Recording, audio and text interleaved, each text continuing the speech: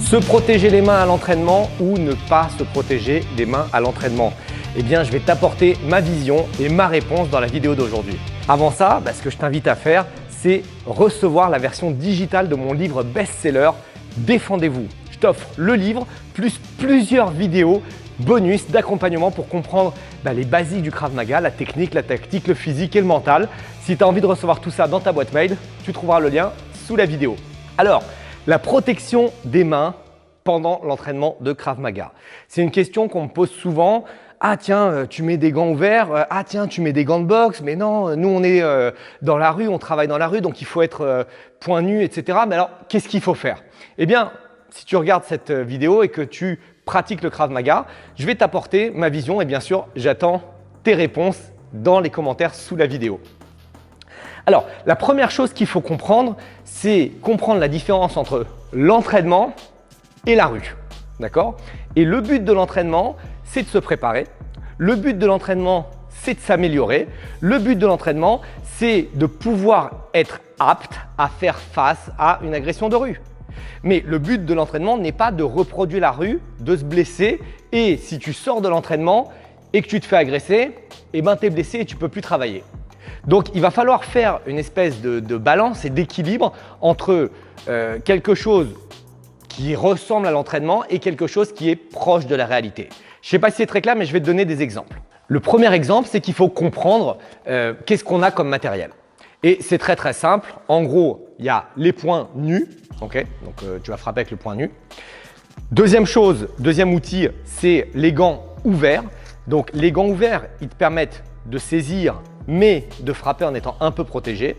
Et troisième outil, les gants fermés. D'accord? Donc, tu vois, c'est des gants de boxe complètement fermés avec le pouce accroché, etc. Mais à la différence des gants ouverts, ils sont bien plus rembourrés. Ma vision, c'est quoi? C'est d'utiliser tout le matériel d'entraînement, y compris les poings nus, de façon intelligente et en fonction d'objectifs pédagogiques. Ça veut dire quoi?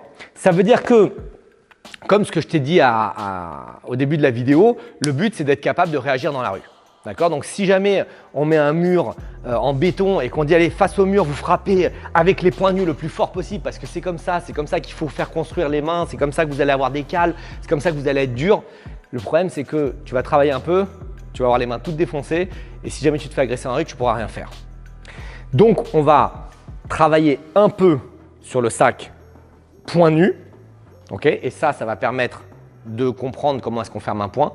Ça va permettre de vérifier la surface de frappe. Parce que si tu frappes point nu fort dans le sac et que tu regardes tes poings et que ici c'est irrité et rouge, c'est que tu frappes mal.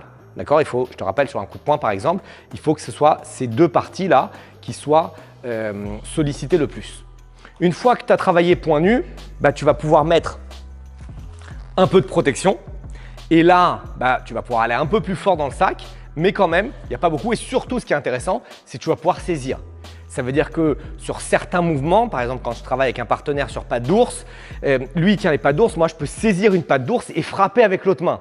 D'accord? Donc, on a un mouvement qui est quand même assez proche du mouvement réel, mais qui fait que je peux frapper fort sans me blesser. D'accord? Si je le fais sans gants, la moindre erreur, elle est fatale. Moi, je me rappelle, il y a quelques mois, j'avais fait une démonstration pendant une formation instructeur. Je n'étais pas très chaud, j'ai frappé fort dans la patte d'ours sans aucune protection.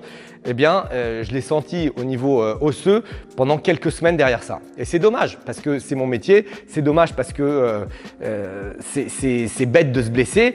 Et encore une fois, on pourrait dire oui, mais attends, mais c'est ton métier, comment tu fais, etc. Comment c'est possible que tu te sois fait mal? Parce que ça arrive de se faire mal. Il y a des boxeurs qui se cassent un méta parce qu'ils frappent fort et le poing n'est pas dans la bonne position au moment de la frappe. Et des boxeurs qui sont professionnels. Donc ça arrive de se faire mal. C'est pas que les débutants qui se font mal, c'est pas que les instructeurs, c'est pas que les boxeurs professionnels. Tout le monde peut se blesser. Donc nous, notre but, c'est de se blesser le moins possible. Et une fois que tu as fini avec les gants ouverts, eh bien tu peux travailler aux gants fermés. Là, le point positif, c'est que tu peux aller vraiment très fort dans le sac puisque tu es complètement protégé, le poignet est bien serré, le gant est même bien protégé.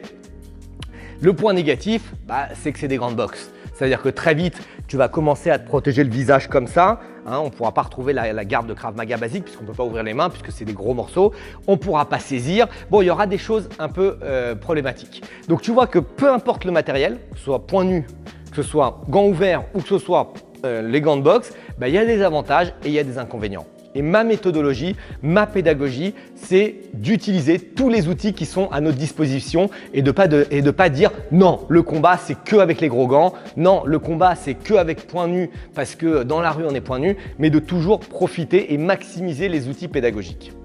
Et si tu veux les références des gants que j'utilise, tu trouveras les liens sous la vidéo. C'est une très bonne marque, c'est une marque que je recommande souvent et pour l'instant, que ce soit les pattes d'ours, les gants ouverts, les gants fermés, etc., j'ai aucun souci avec ça. Tu trouveras tous les liens sous la vidéo et évidemment, j'attends tes commentaires dans la vidéo pour pouvoir me dire ce que tu en as pensé. Allez, à très vite et n'oublie pas de t'abonner à la chaîne.